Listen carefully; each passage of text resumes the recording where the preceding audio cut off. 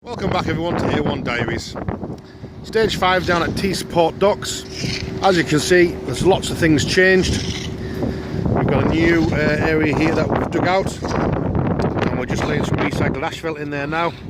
Guys are just cleaning off a concrete bay there at the moment, while the machine gets prepped to start laying the rest of it.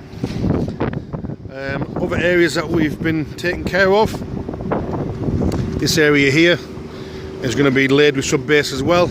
So this area and this area is then going to be a parking area.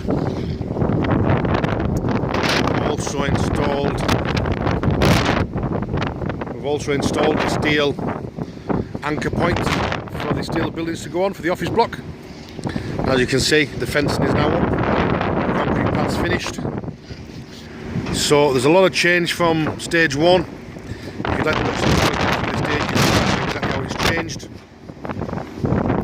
Please join us for stage 6 and you'll see the finished product.